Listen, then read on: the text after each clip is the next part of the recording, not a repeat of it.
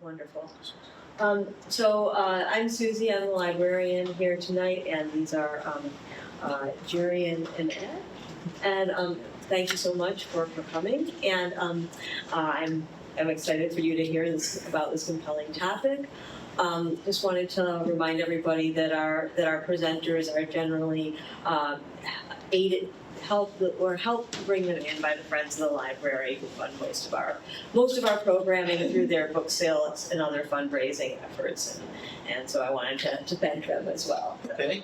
Thank you, Susie, and thank you all for coming out tonight and hearing Jerry talk. My name is Ed Peabody. I'm with Our Media. My company published Grand Bargain. A little bit about Jerry.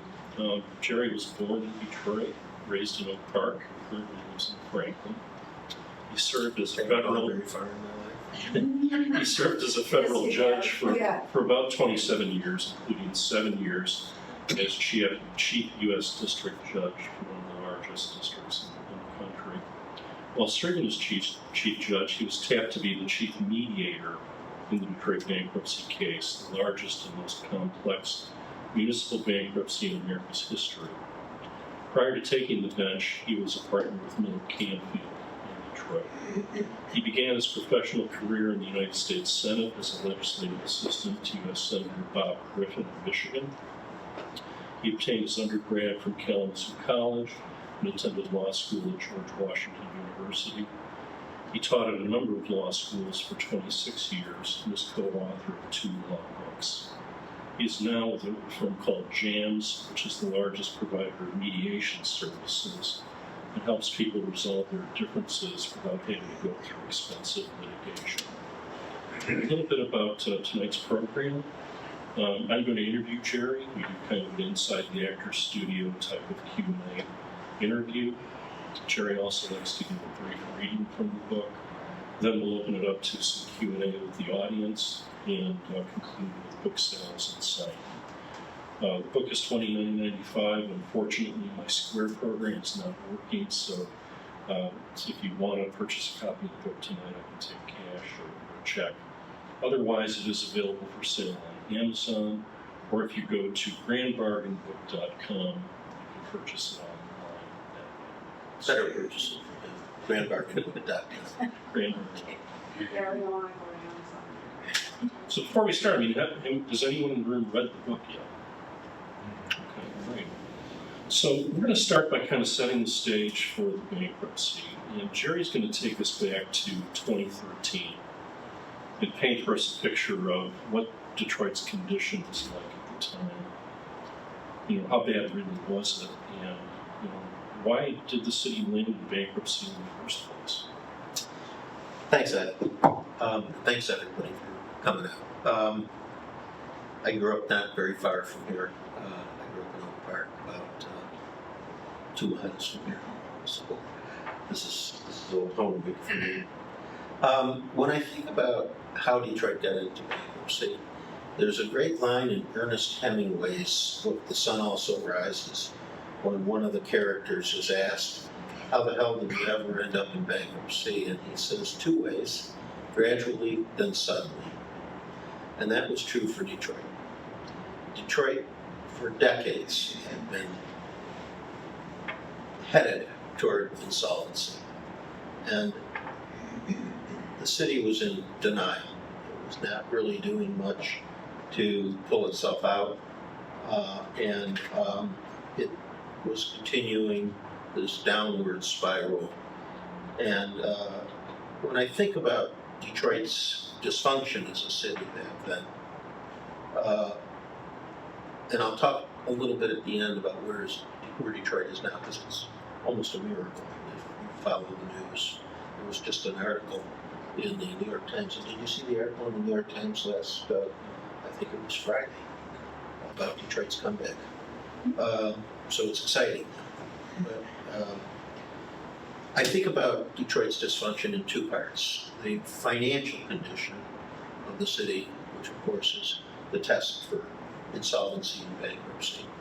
But more than that, I think about the quality of life in the city and what was really happening to the people who lived in the city, who worked in the city, who visited in the city. So I'm going to break the answer to the question up into two parts. So let me talk about the Financial Commission first. July 18th, 2013, at 4:06 p.m., Detroit filed bankruptcy. And at the time it filed, it was flat broke, literally. It was more than $18 billion in debt. Billion with a B. Billion with a B. The city had stopped, it was the pensions for the municipal workers, the uniform folks, and the clerical folks, the civilians, as we call them, their pension funds was underfunded by $3.5 billion. It was actually much more. They used tricky accounting to make it look only $3.5 billion. It was probably twice that. The city had stopped making, about 3 months before the bankruptcy, the city had stopped making contributions to the pensions. The retiree health care fund, which is critically important for retirees, of course, was almost $6 billion. $6 billion underfunded, and that was quickly running out of money. A third of the budget was going to what we call legacy benefits, retiree health care, pensions, and other legacy benefits. A third of the budget. And that was going to grow in less than 5 years. It was going to grow to almost 50%. That is not a sustainable model. Actually, it was going to grow to 60% in about 6 years. So it was not sustainable. The city had less than 8 weeks of operating cash on hand. Its credit rating was at junk status and falling. I didn't know you could fall below junk status, but you can. The city. There was $162 million in shortfall. $162 million in shortfall, and $386 million in budget deficit. The city was at its statutory borrowing limit, so it couldn't borrow money. In 2013, revenues had fallen 20%, just in the previous 5 years since 2008. The property tax base was disappearing, and the expenses were increasing.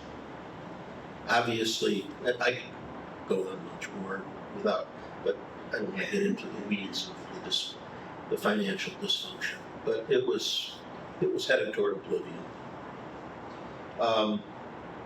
More importantly, though, as I said, was the quality of life in the city. For those of you who live around here, you might remember thinking back to 2013, 2014, during those bad old days. The population in the 50s, the population had been almost 2 million people. Almost 2 million people. By the time of the bankruptcy, it had fallen to under 700,000 people. There was no population decline in any significant U.S. city that even came close to that. Police response time to emergency calls was an hour. The national average was 11 minutes. 40% of the lights, actually a little more than 40% of the lights, street lights, were out, and they couldn't be repaired because the copper wire innards had been scavenged and sold.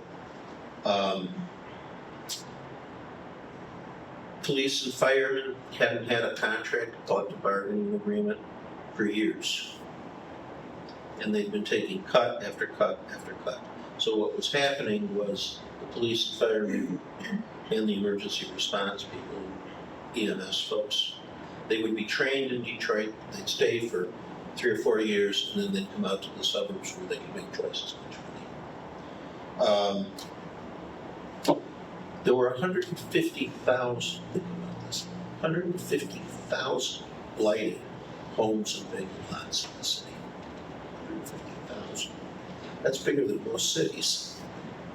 There were more than 12,000 fires a year. And the firefighters didn't have the most basic equipment to respond.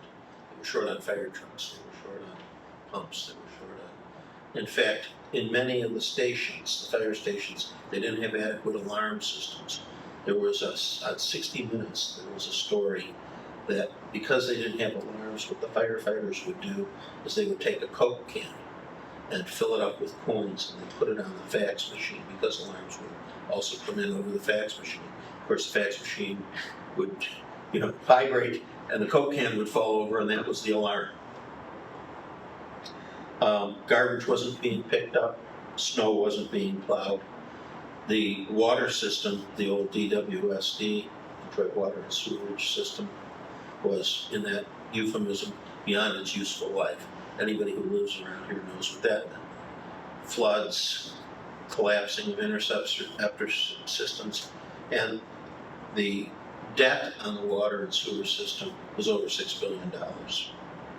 And they were, as I said earlier, at their statutory limit, so they couldn't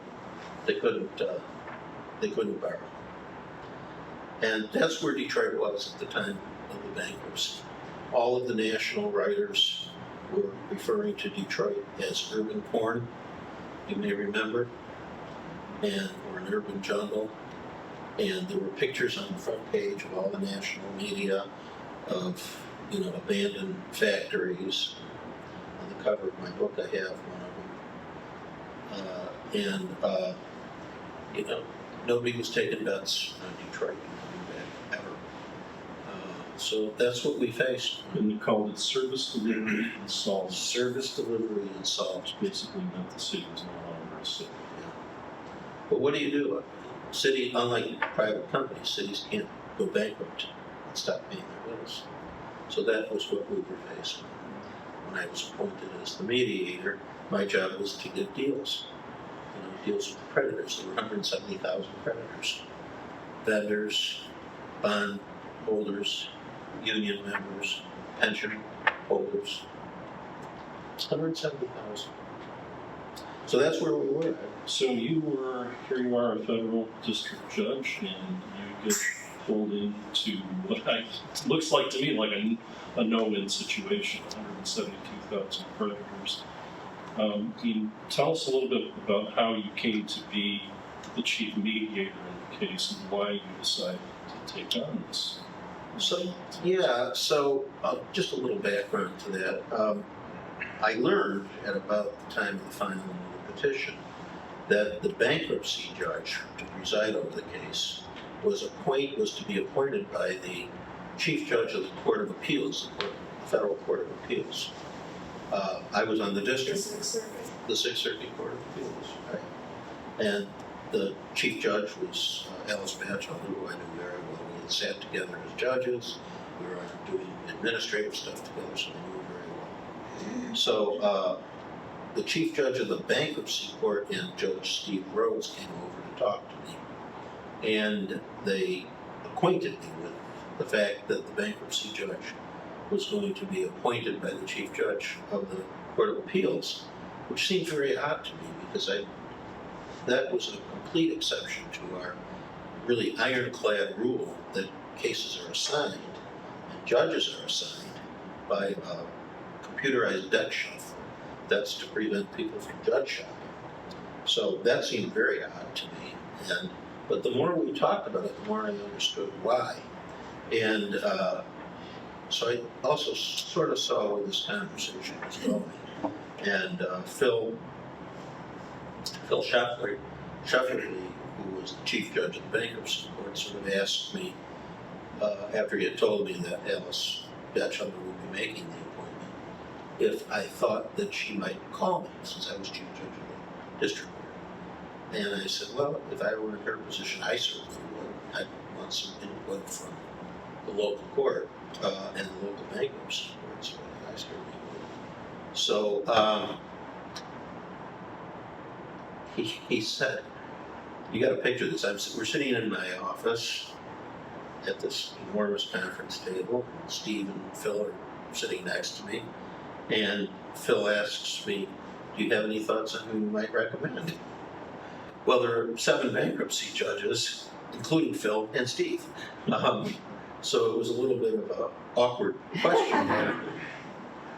But I did have a strong view. I thought it should be Steve Ross. Steve was the most experienced judge on our bankruptcy court.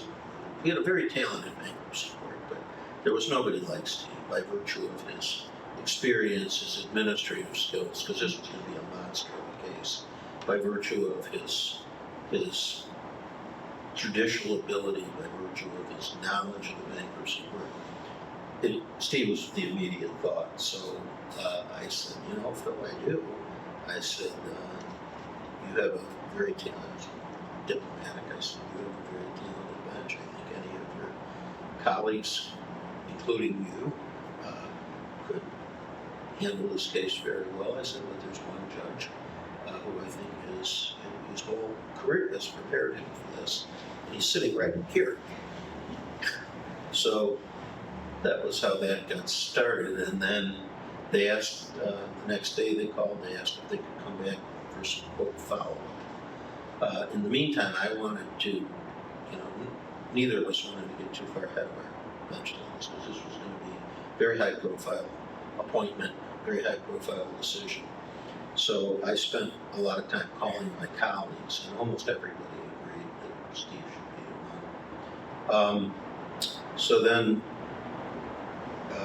I think 2 days later, they came over again. They had some follow-up, and Steve had thought about this, obviously, and in the meantime, I had learned, I had been reminded, I knew that Steve was going to be retiring at the end of the year. And I knew I couldn't recommend him if he was going to jump ship in the middle, because we thought this case could take years. So I had to talk to him about that. So I said, Steve, you're getting great reviews from my entire bench, and I'd like to recommend you, but I was reminded that you're retiring at the end of the year. So, I can't recommend you if you're going to jump ship. I said, have you talked to Kathy, his wife, about this? And he says, I have. He says, I'm good to go. He said, but I do have a request. I said, okay. I thought he was going to ask for support from our court, which I was prepared to give. And I said, yeah, what's that? And he said that you'd be the chief mediator. This didn't come from left field. This came from outer space. I had known I'd be involved in providing logistical support, media support, security, and all the things that go into handling a big case. But that was the last thing that occurred to me. So you might say this was the first deal on the bankruptcy. And I had to think about this because my immediate thoughts were some of my colleagues might not think it's such a great idea for their chief judge to jump into this swamp and controversy. And I knew it wasn't going to go over very well on the home front either. I was pretty busy. My wife had the same reaction that most wives would have. We had a young child, he was 15 at the time. So I immediately was thinking how I was going to navigate these two things, the home front and the court. And both of them proved to be challenging. So Ultimately, you decided to go ahead and do it. I did. So, what convinced you? My son. It was. I was getting some pushback from some of my colleagues, some pretty serious pushback. Some were good reasons, some were not so good, some were just petty. As one of my colleagues said, they're just jealous. But there were some also good institutional reasons, not the least of which was in the federal judicial system, bankruptcy judges are statutory judges, which are below the federal judges who are constitutionally appointed. We derive our authority out of the Constitution. Bankruptcy judges get their authority from the statute. And some of my colleagues who were judicial purists didn't think it was a great idea for the chief judge of one of the largest courts in the country to be inferior working for effectively. In fact, one of them said to me, so let me get this straight. You're the chief judge of one of the largest federal courts in the country, and you're going to be Steve Rhodes' lackey? So that was part of it, but there were also good reasons that I could go into if you're interested, but they were sort of inside baseball kinds of things, but they were good reasons. And I had to think hard about it. As the chief judge, my first concern had to be for our court. And even though I wanted to do it, and I thought Steve and I would work well together, I wasn't sure how I was going to navigate my court. But we had a big meeting, and we talked it out collegially. We had, as the diplomats say, a full, frank, and candid conversation. Turned out most of them thought it would be a good idea. There was still a vocal minority. So, but I was really in a dilemma. And I was driving out to play golf on a Saturday morning. This all happened within a week. Everything happened within a week. And Steve Rhodes called me, and he was very nice and understanding, because I had told him I was getting some pushback from my court that I had to be concerned about. And he said, well, I've got to know pretty soon, because we're going to get started. We're having our first status conference next week. And if you're not going to do this, I have to get somebody else to do it. And I said, I'll get back to you on Monday. So Jake and I were driving out to play golf. Jake was 15 at the time. And Steve, he overheard this call with Judge Rhodes. And he didn't say anything until we were driving home. And I think he was maybe processing it. And he looks at me very intently and he says, so Dad, are you really thinking about not doing this bankruptcy thing? And I should stop here and say I'm a Churchill guy, Winston Churchill guy. I got Winston's college. I'm sorry, you're a what? Winston Churchill. That's what I thought you said. Yeah. And Jake's heard all the speeches. He knows I've gone to all the Churchill Society meetings. He can quote some of the speeches. He looks at me intently and he said, are you really thinking of not doing this, Dad? I said, well, you heard some of my colleagues don't think it's a good idea. And he says, what do you think Churchill would have done, Dad? Do you think Churchill would have refused? He said, this is verbatim, he said, everybody has a time to stand up. This is your time. It was like, boom, You have a mature son. from a 15-year-old. Yeah. It was just, and coming from him, it was so, just so sharp that it just crystallized things for me. So at that point, That was how I decided. at that point, you couldn't not do it, right? But I went home, we drove home, and I told Lori what Jake had said. She shook her head and said, well, okay. So here you are, now you're the chief mediator in the largest bankruptcy case in the nation's history, and your job is to get deals done, right? That's what it is. So Yeah. tell us, what was the grand bargain? I mean, what was the deal? How was it structured? So, first you have to understand, Detroit had almost no assets. It was virtually an assetless bankruptcy. In addition to not having any cash, and in addition to not having a consistent revenue stream, it had no assets that we could monetize into cash, with one exception, the Detroit Institute of Arts, which was owned by the city. One of the great museums in the world. And all of the creditors wanted to monetize it. It's a kind of a sanitary word for liquidating, which I thought would be a terrible idea. Jake and I actually, right after I was appointed, we went down to Florida for a long planned golf vacation. So many of you with kids, you don't disappoint them. So what I did was I had our court librarian put together some reading for me, and I took it down. And I would get up very early, and I would read this background material. And I would also call the creditors. And I would start reading at about 5:30 or 6 o'clock in the morning, and I'd start calling creditors at about 9:30. And every conversation with the creditors' lawyers ended the same way. What about the art? Everybody wanted to know what was going to be done with the art. And there was an ugly narrative that was developing, if you go back and read the media at the time, that the art was the preserve of the white suburbs, and the retirees were largely African American. And why don't we just sell the art? Pay everybody off.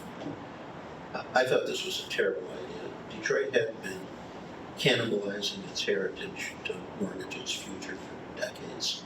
I thought this would be the exclamation point in Detroit's obituary. But there were also practical reasons. The DIA was in Midtown, and I went online. I was not a DIA guy. I mean, like every other kid in this area, I went, in the Cub Scouts in grade school, went on field trips to the DIA. But I wasn't a DIA guy. But I went online, and the first thing that struck me was the DIA was drawing between 550,000 people and 600,000 people a year to Midtown, which was the only area of the city that had a little bit of a spark to it. All those cool little restaurants and shops, like the Shinola shop, they were all being fed by people who would come to the DIA. So I thought, liquidating the museum would be like dropping a hydrogen bomb in the middle of the city. It would suck the life out of it. And I just thought it was a terrible idea. And there were lots of other reasons, too. It was not going to be easy to liquidate the museum for a lot of reasons. Much of what we call the Tier 1 art was given to the city with restrictive covenants. And there were a lot of covenants, but one of which was always that the art had to remain in the public purview. So it wasn't going to be easy to liquidate it. So, but I just kept coming back to this idea that the bankruptcy seemed to be bookended by the art on the one hand as the only real asset that the city had, and the retirees on the other hand. Because they were, first of all, between their pension debt and their retiree health care debt, they were the largest single group of creditors. So that was a practical reason. Another reason was the retirees had a lot of political pull, and we couldn't just leave them out high and dry. Kevin Orr, who was, you may recall, the emergency manager, Kevin was threatening to cut their pensions by 40%. It would have been devastating. He was appointed by the state, wasn't He was appointed by Governor Snyder. Yes. Yeah, that's right. And these were not plush pensions. The civilians were getting about $19,500 on average a year. The uniforms were getting about $32,000, but they weren't eligible for Social Security or Medicare. So a 40% cut would have been devastating. And there was no plan on how to make that up. So I began to think of the bankruptcy as bookended by the art and the retirees. And I was trying to think of a way, and everybody was presenting it, whether in my conversations with the creditors or in the media, as a binary equation, one or the other, the art or the retirees. And I don't like binary equations. I don't like to be forced into one channel. So I began to think of ways that we might be able to leverage the art, raise some money, and give it to the retirees to mitigate the pension losses. So I was toward the end of our golf trip. I had been taking notes on a legal pad of all my conversations with the creditors' lawyers. And in fact, I sat down at the table about 5 o'clock, 5:30 in the morning, and I was not sleeping very well because it was very clear to me that this was going to be very hard. I remember sitting there as I was reading through all the material I had brought down, thinking, what the hell have I gotten myself into? You know, the only asset that the city has is one of the great art collections in the world, and my legacy is going to be selling it off to sheiks in Dubai and oligarchs in Russia. And that was not a very happy thought. So I sat down, and in front of me was a cardboard backing of the legal pad, because I'd gone through the whole pad and started taking notes on the cardboard backing. And I just doodled out, I'm a pretty compulsive doodler, and I doodled out this idea. And in the first circle on the left, my left, I put state, drew a circle around it, and then I drew arrows. I put the art in the middle with a square around it, and I drew an arrow indicating try to get the state to kickstart funding, put dollar signs over the arrow, put the art in the middle, and I drew a box around it to indicate I was going to lock it off from all the other creditors, and then I drew an arrow from the art to the pensions, indicating use the art and create a trust around the art, put the art in the trust, create a trust around it, and flow the money through to the retirees, to their pensions, to mitigate their losses. Just an idea. So then I had some questions that I wrote down underneath. That was the concept. That was the beginning of the Grand Bargain. And as I said, I draw hundreds of doodles. So when I came back to Detroit, I put the doodle in the stack of reading that I had done. When I got to my office, I took it out, put the stack behind my desk, and forgot about the doodle. I didn't forget about the idea, though. I was very fixated on this idea. Was that like using the art as a collateral for the state to kind of help fund Detroit? Sort of. It was to leverage it. Leverage. Yeah, not as collateral, but to put the money, any money we could raise. And then I had written down at the bottom, I knew that the state wouldn't contribute enough. So I had written down other sources, and I actually wrote down the DIA, private contributors, and foundations. I actually wrote that down. So that's on the doodle. And guess where the doodle is? Right. It's in the DIA. Oh, yeah. Yeah. Cool. But Where? well, Because we go there, so- that's a long story. Okay. All right. They had it down. There's an exhibit on the Grand Bargain, and people threatened to deface the doodle. It was controversial, and so they moved it up to the third floor.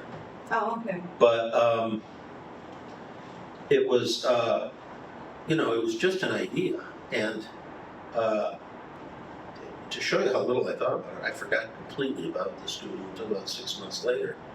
And by that time, the deals were done. And I was in my office. I came in on the weekend to clean my office and started going through the stacks of stuff. And I found this doodle. And I said, oh, I forgot about this. I put it on my desk because the chair of the DIA was coming in for lunch just coincidentally the following week. And when he came in, I showed it to him. I said, guess what this is? Graham Beal was the director. Okay. Gene Gargaro was the chair. Okay. He's on the cover of the book. And I said, guess what this is? He said, well, this is a doodle I did at the beginning of the bankruptcy.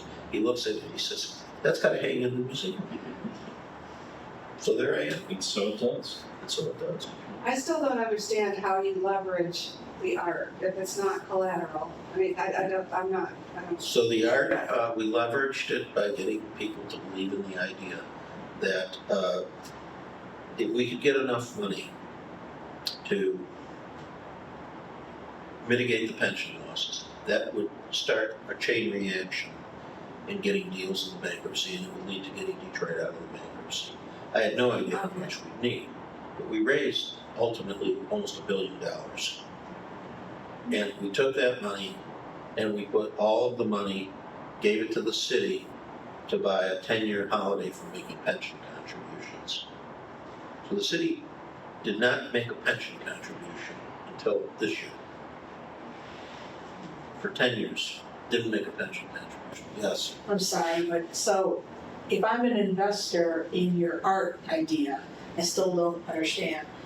What did I get back? I gave you $1 million, let's say, because I'm wealthy, and then you say to me, what? I get to borrow the art? I mean, how did that work? What you got back was the psychic benefit of saving a great museum Okay. and saving a great city. Okay.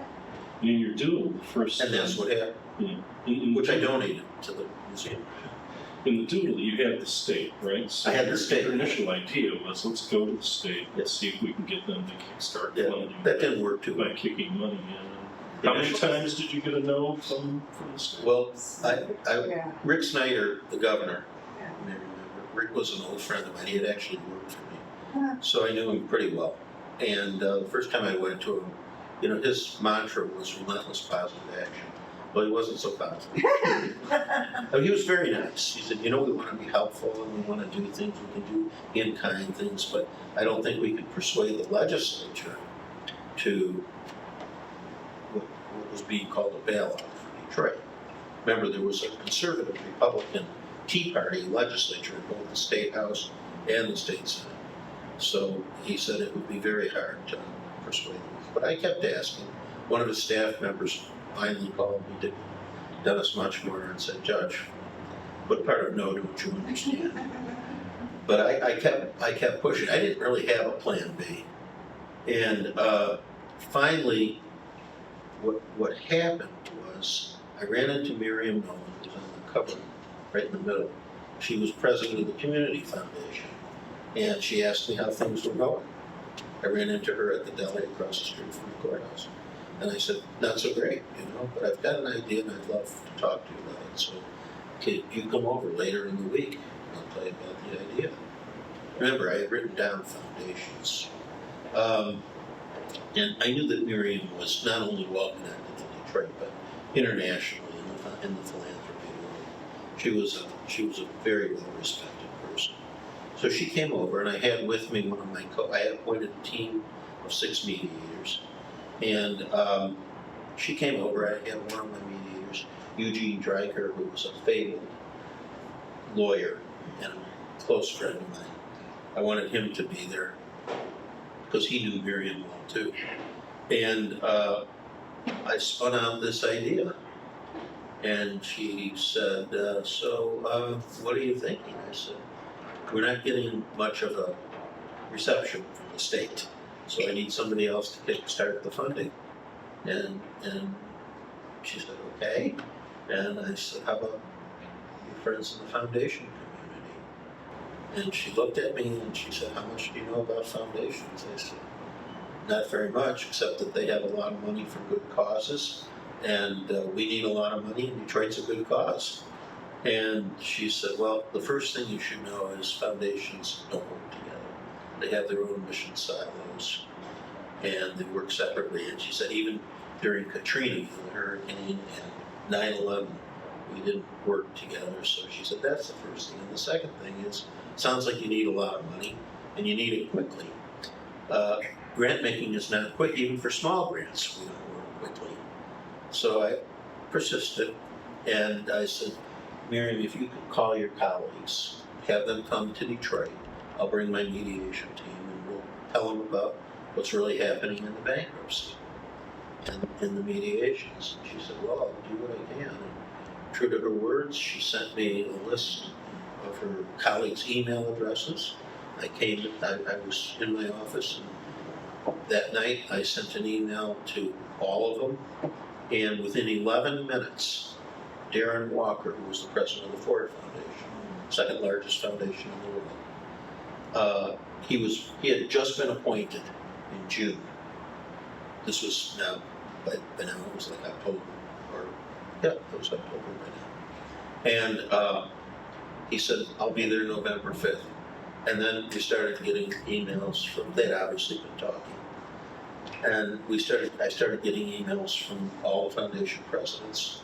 And on November 5th, they were all there. So that was an important meeting. And I had my whole mediation team there, and I thought that the meeting would last, maybe an hour and a half. Started at 4:30, thought we'd be done by 5:30 or 6. Miriam had invited a bunch of us to her house for dinner. She had asked me how long it would take. I said, I can't imagine it would be any longer than 6 o'clock. So I see her texting her caterer because it was 5:30, it was 6 o'clock, it was 6:30, it was 7 o'clock. And people got interested in the idea.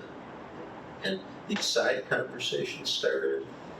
And then that continued at the dinner afterward. And by the end of the night, a lot of the people who were there and people who were at the dinner started getting excited about the idea, which isn't to say they jumped right in, but they at least started getting excited about the idea. And that was how the ball got rolling. So I started getting calls. I was on the phone constantly with the heads of the foundations, met with 2 of the boards I actually met with personally. And we ended up raising $380 million from the foundations. They started coming in. The first contribution we got, Darren Walker called. He led as he led everything else. Darren called and said, my board has just met. We're inspired by your idea, and we're going to make the largest grant. We want to make the largest grant in the history of the foundation. I had no idea what that was. I had no idea how much that was. And he said, you're probably wondering how much that is. I said, well, yeah. He said, $125 million. And then Rip Rapson, who's still the president of the Kresge Foundation, was an old friend of mine. He was my doubles partner when we were in Washington in the 70s. He was a fairly recent president of the Kresge Foundation, called me from France to say that Kresge was going to contribute $100 million. So I started keeping the tally, photo in the book. And that was Monday night, the 9th of December. By Wednesday, we had $291 million with 5 or 6 foundations still out there. So I called Eugene and I said, time to go see the governor, because I wanted to tell him that this was getting real. The story also broke in the media, which I was very upset about. I wanted to keep it confidential. In fact, if you look at the picture of the agenda for that meeting with the foundations, it's got written all over it, confidential. But it lasted 8 days. I called the governor's scheduler, and I said I need to get in to see the governor. And she didn't have to ask me what it was about, she knew. So that Friday morning, we went up, and you have to remember Rick Snyder. Rick is one of the smartest people I've ever met. He went through University of Michigan in 5 years and got an accounting degree, a business degree, and a law degree in 5 years. He graduated at 23 years old with those 3 degrees. He's a really smart guy. Remember, his campaign slogan was "One Tough Nerd." Really smart guy. So we met in his office, and of course, Eugene and I had prepared for this. And he asked me, we were sitting in kind of a semicircle, and he asked me, so tell me what's happening. So I said, well, we're not really getting anywhere. He said it was an assetless bankruptcy, and we don't have any assets and we don't have any money. So it's hard to get deals. I said, but there is this idea that you've read about. I'm starting to get some commitments from the foundations. I didn't say you wouldn't commit, but so I went to the foundations. But I said, I'm starting to get commitments from foundations. And he said, well, tell me about this. So I had my portfolio, which I opened, and I went through my tally sheet. The first thing I said was, the Ford Foundation has committed $125 million. He said, he had kind of a high-pitched voice, you may remember. He said, really? I said, yep. And then I said, and Kresge's committed $100 million. He said, really? So I went through the list, and I was going to roll it out. We had $291 million in commitments. I was going to roll that out with a little bit of drama. But he was adding it up, or he had already gotten there. So he said, so you've got $291 million. I said, well, we have $291 million. But Rick it's all conditional. It's conditional upon the state participating in a significant way. Then I had prepared this little speech. I said, Rick, you know as well as I said, first of all, you made a very courageous decision to put the city into bankruptcy. It was the right decision, and it was a decision that all of your predecessors had avoided and kicked down the rug and swept under the rug. I said, but you can't throw your hands up now and say, not my problem. I said, you know as well as I do that all of this is going to become public. These commitments are going to become public. And we can't, in this assetless bankruptcy and in this assetless bankruptcy, we can't leave this money on the sidelines. I said, if we do, we will be weighed by history and the balance and found wanting. That's a Churchill line from his 1938 Munich speech. And I said, I don't have a plan B.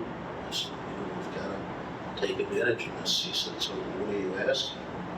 I said, I think you've got to at least match the foundations. He said, well, how much do you think that's going to be? I said, I think we're going to get to $350 million, maybe more. And as I said, he's a really smart guy. So the first thing he said was, this is going to be very difficult. He said, we're only going to get one shot at this with the legislature. You can't come back and betray me and ask for more. And I said, I understand this. And he said, the ultimate question was, do you think it'll be enough? Because why should the state put $350 million into something that's not going to make a difference in the bankruptcy? And that was really the ultimate question. And I'm looking at Eugene, who's sitting right about where you're sitting. And Eugene was about 78 years old at the time. He looked like Yoda. He had wispy gray hair and gray eyebrows. And he had his eyes closed. He was just, say yes. So I said, Rick, if we get $350 million from the foundations, and $350 million from the state, we're still going to need more. But I think we can go to private contributors. I think the DIA ought to contribute itself, use its fundraising base. So he says, so what are we going to do with the money? I said, we're going to take it and why are we having a pension deficit? And I said, and I think that will have a domino effect on freeing up money to get deals with the rest of the creditors. So, and sitting directly across from me was Dick Pastors, who was his legislative liaison. You remember Dick. Dick was lieutenant governor, Senate majority leader, an old friend of mine. And I thought Dick was going to have a heart attack because he was the one who would have to sell this to the legislature. And so Rick reaches out and he nods his head and we shake hands and he says, this will be a partnership, Jerry. So we're all leaving and Dick Pastors comes over to me and he puts his arm around me and he says, Jerry, I've known you for a long time. He says, but you have no idea how hard this is going to be. And then he points at Rick and he says, and either does he. I said, Dick, I don't have a plan B. I said, failure is not an option here. And I said, if you need me, I'll come and I'll meet with every legislator. Eugene will come with me because he had a lot of support with the Democrats. And I'll meet with every legislator, every legislator, every senator, every House member, and answer all the questions. All their questions. So when the governor's commitment was announced about a week later with the legislative leaders, all the pundits said, not a chance in the world. This conservative Tea Party legislature will never approve a bailout for Detroit. Lots of stuff happened in between, but to me, one of the most moving moments in the entire bankruptcy was when Tom Casperson, who was a rock-ribbed conservative Tea Party Republican from the Upper Peninsula, stood up on the Senate floor. I was there. And he was very well respected. He'd been a successful businessman. And even though he was really conservative, everybody respected Tom. And he stood up and he said, today we are all Detroiters. And the legislation passed, I still get emotional. The legislation passed overwhelmingly. So we had the foundations, we had the state in for $350 million, and we still needed more money. So that left the DIA. So I started negotiating with Gene Berkley, who was on the cover. And Gene is, my nickname for Gene was St. Gene. He's absolutely the nicest guy in the world.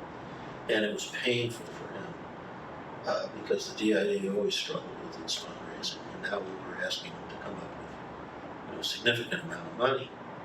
So first thing he said to me was, give me a target, 10 million, 15 million. And I said, Gene, the target is as much as you can possibly raise. And we got to 20 million, 25 million. Finally, and I told him that wasn't going to do it. Finally, he got to 50 million. He said, we're tapped out. There's absolutely no more. And I don't even know if I can come up with 50 million, but we'll try. So I called Rick, I called the governor, and I said, Rick, Gene's made a very loose, soft commitment for 50 million. And I know it's not what we wanted, but that's what it is. He said, I'm getting at the end of the month, this was January by now, 2015. He said, at the end of the month, I'm getting an award in Washington from a group called the Americans for Art.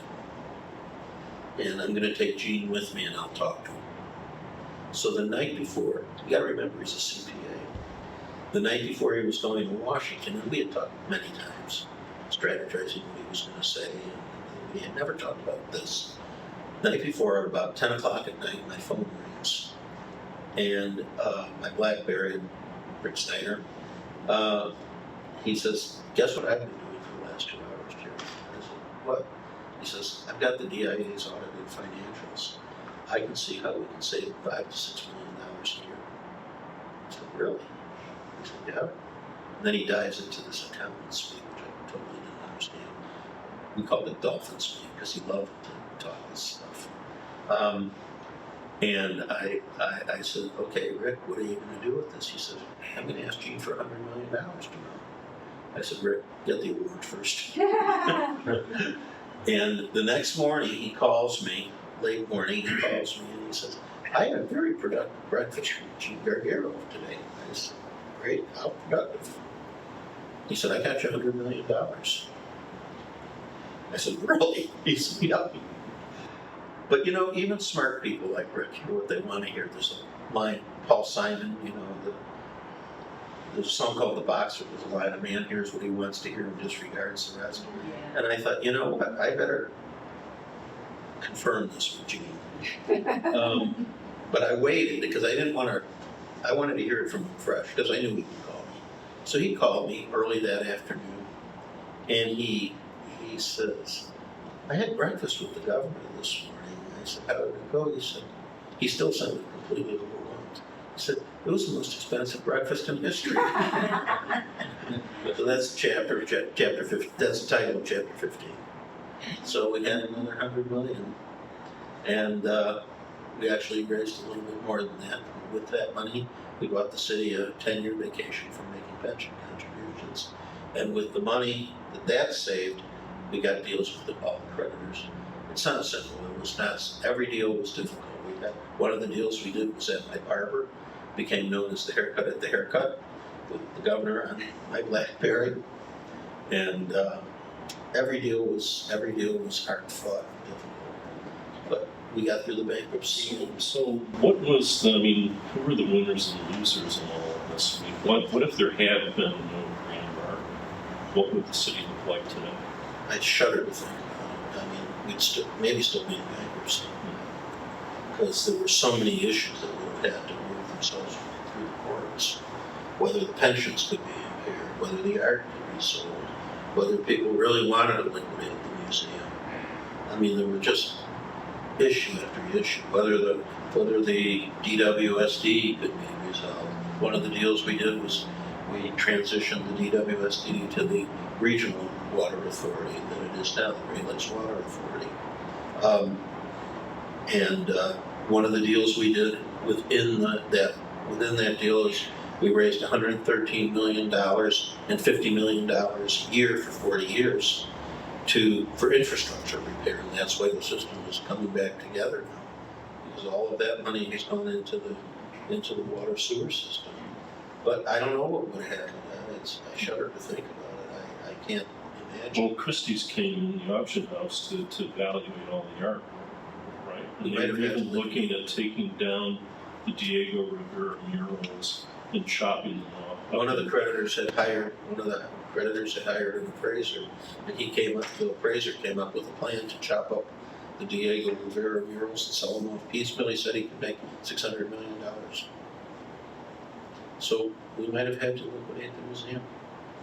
Steve Rhodes didn't want to do it, I didn't want to do it, but there may not have been a choice. Imagine what the city would be today. You know, last year and the year before, the DIA was selected as the #1 art museum in the country, #6 in the world. In city's credit rating. City's credit rating, we've had 10 credit rating increases since the end of the bankruptcy, and our credit rating is above investment grade. It is a miracle. We're borrowing money at the lowest possible rate of any municipality, which is important for all the projects. Yeah.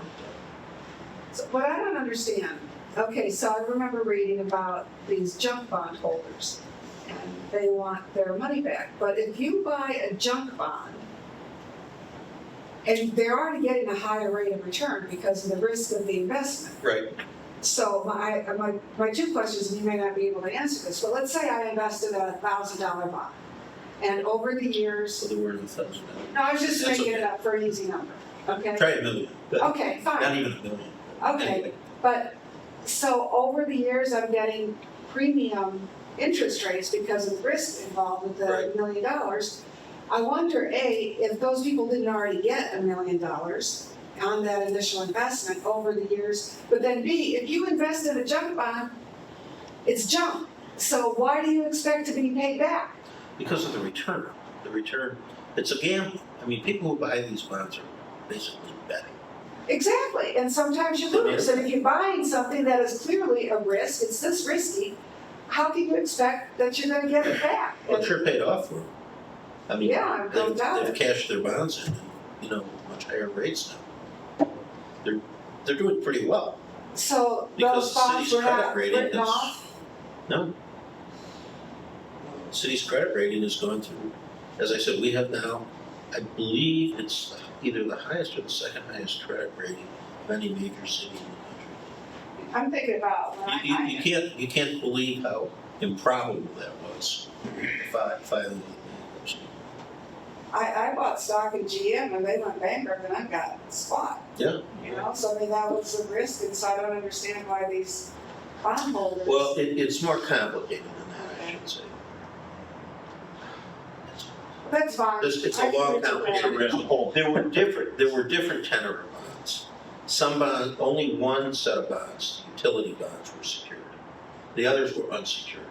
But we cut deals with every one of the bondholders. In fact, the deal that we did at my barber's was the first deal we did with the bondholders, the UTGOs, the unlimited tax general obligation bonds. And they ended up getting almost 70% because they were first.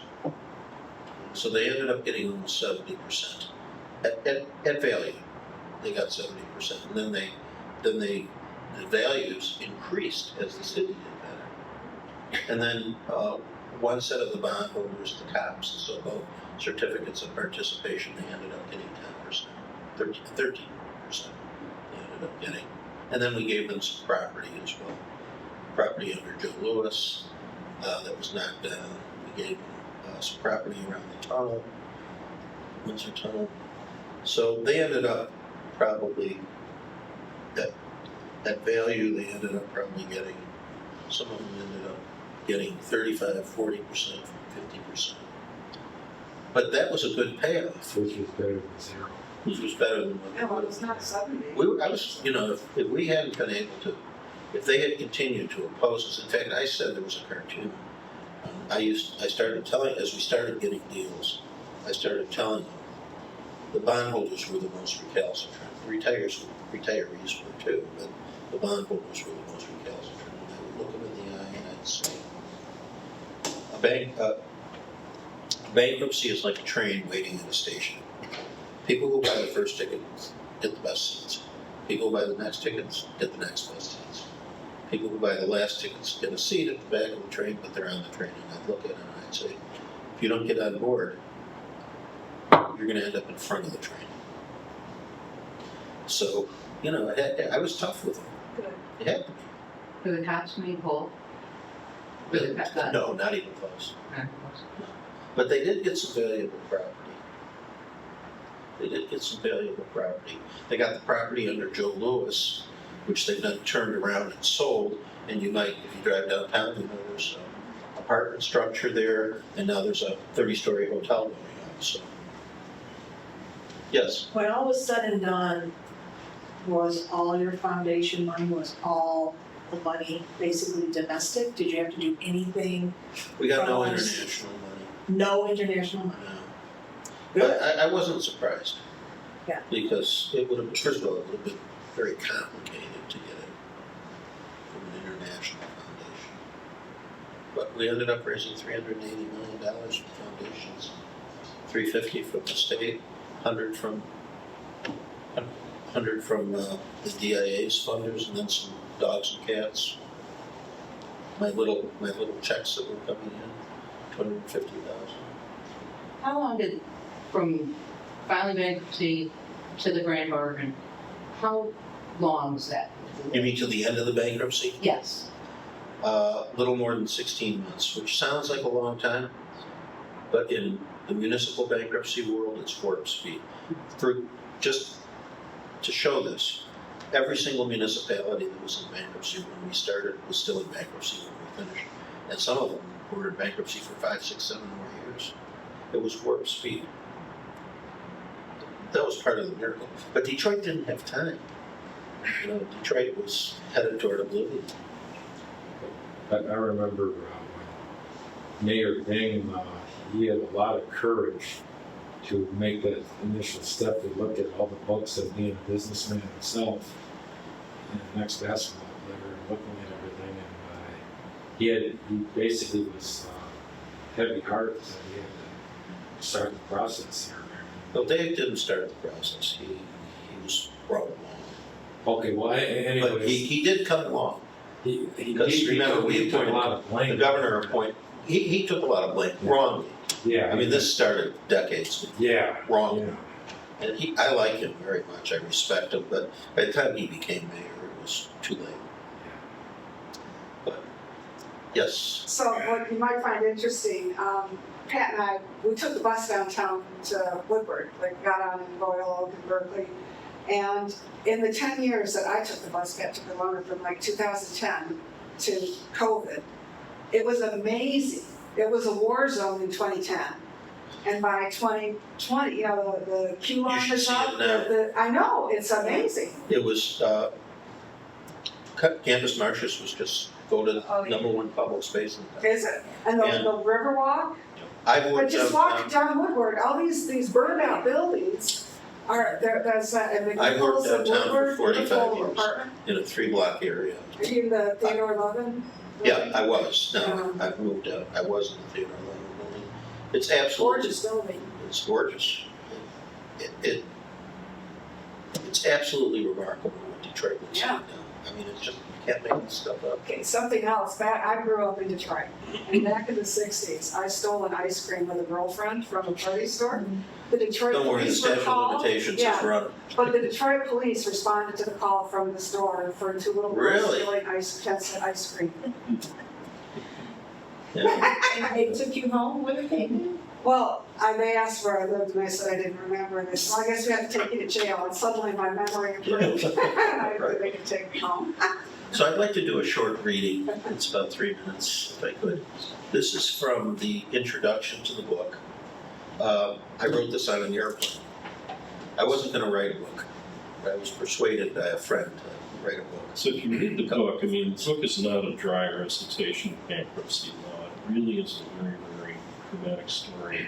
It's a story about people. Of all the people involved in this. And, you know, one of my takeaways from your presentation here is that this was came about through relationships. I mean, you had relationships with everybody involved going back. But not just me. I mean, Rick knew a lot of people. But there was trust. There's trust, and if I didn't know the people, like Gene, I had never met Gene Gargano, but you develop trust, and it's based on personal relationships, credibility, trust. So, anyway, so I wrote this. I wrote this book. I think I started writing in about May of 2015, right after the bankruptcy ended. I started writing, and it's a whole long story about why I consider the book, about why I, in the acknowledgments, why I wrote the book, but and in the preface. But at any rate, I'll try to get through this without tearing up, because sometimes it's emotional. This book is not so much a story about the tick-tock of the bankruptcy case itself, as it is about the collective heart of the people who made all of this possible in less than 16 months. Warp speed in the highly contentious municipal bankruptcy world. It's often said that a successful story must have heroes and villains. There are many heroes and heroines in this book, but there are no villains. Although there was certainly intense conflict, high tension, deep antagonisms, and misjudgments, this is instead the story of the dozens of enormously bright, talented, creative, courageous, and incredibly dedicated men and women.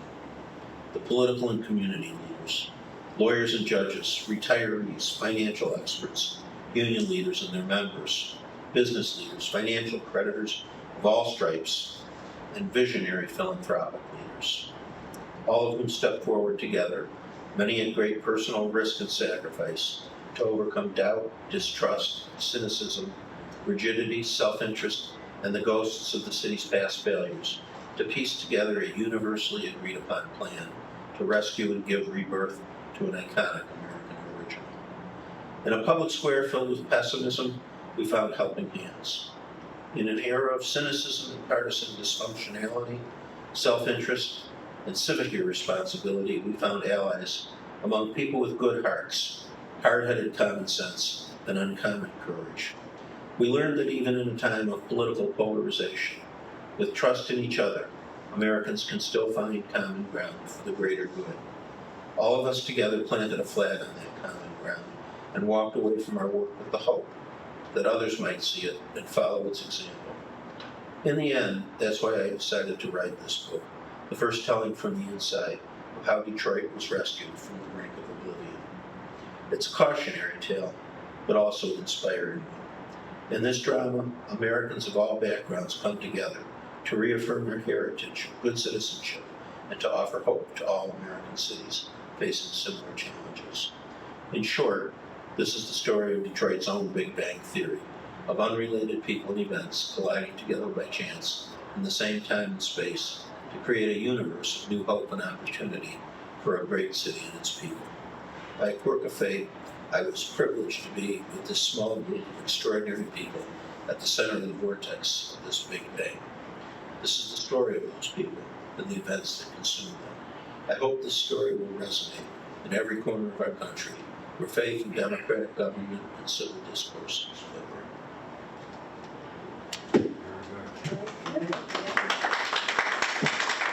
It's a story of people. A story of people coming together and rescuing the city. At the beginning, none of us could have foreseen where it is now. Yeah. All right, this is a super hard question.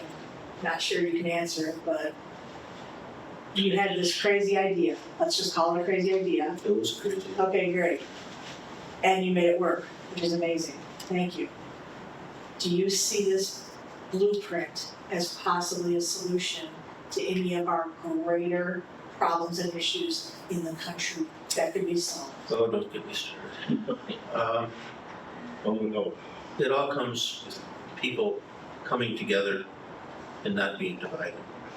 Our politicians today in both parties focus on dividing us. And that's where the money is. That's where they raise their money.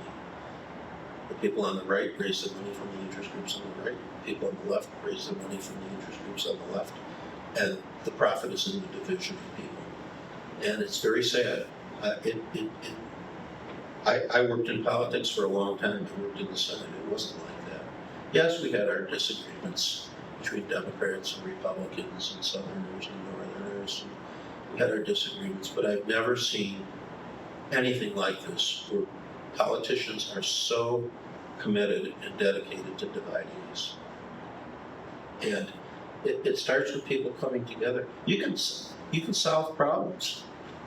You can solve problems, but it starts with will, trust, and people coming together.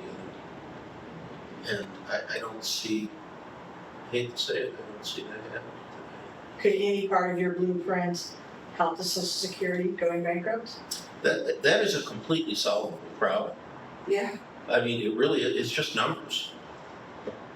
But it takes will, it takes political will. It's one of the few things Republicans or Democrats are united on, not solving the problem, because it's painful. I go to Chicago all the time. I'm going the day after tomorrow. I'm meeting in Chicago and New York. I look around, and these cities are insolvent. They're the walking dead. And they're literally, Chicago's pension debt is $65 billion.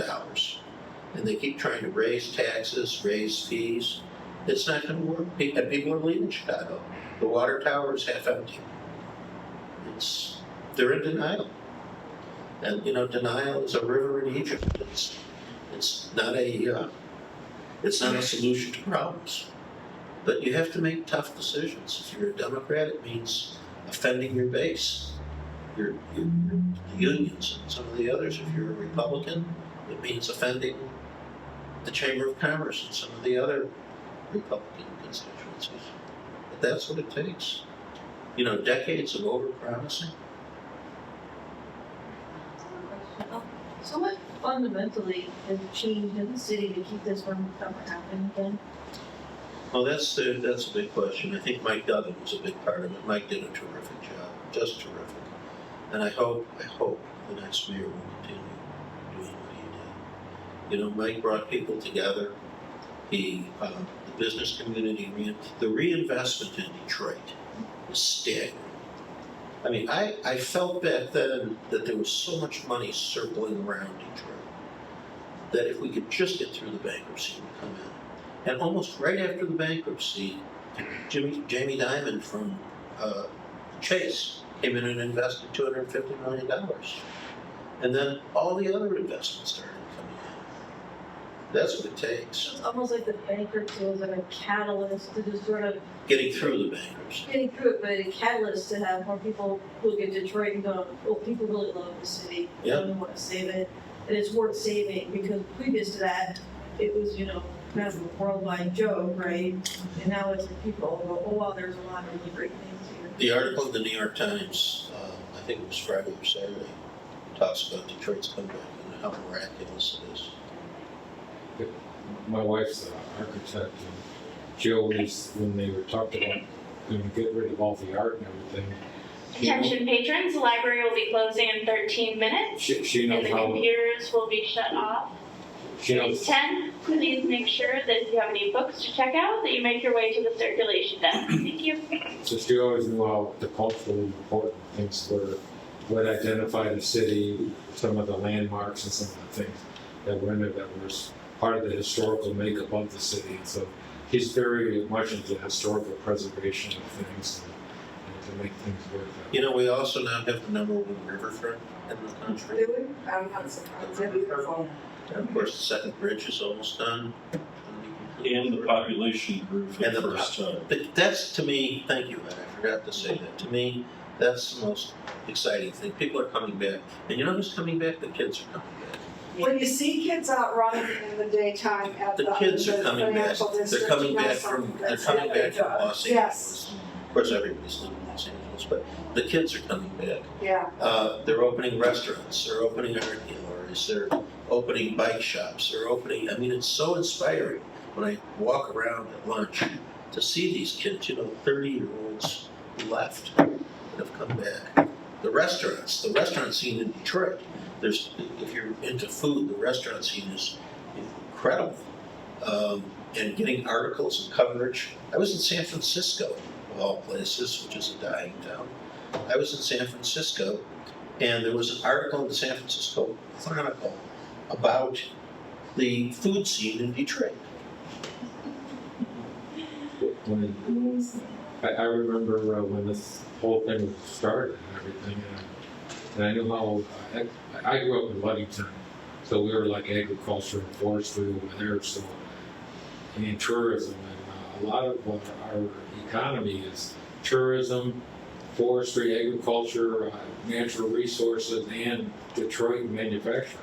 Yeah. And this was like a big chunk of our economy, so we had to, when the legislatures were at first were kind of reluctant and was thinking, man, this is a big chunk of the economy here that supports all of us, and we all need each other, and like Detroit also needs all the other economies, or the whole state of Michigan, sorry, needs the other economies along with Detroit to make it all function and keep us solvent as a state. Right. And if we let Detroit go, Well, that was always in the back of my mind. ultimately, that was one of the things that sold the legislature as Detroit goes and goes to say. Oh, okay. And it's having that effect. Absolutely, Detroit coming back. But at any rate, they're going to kick us out of here.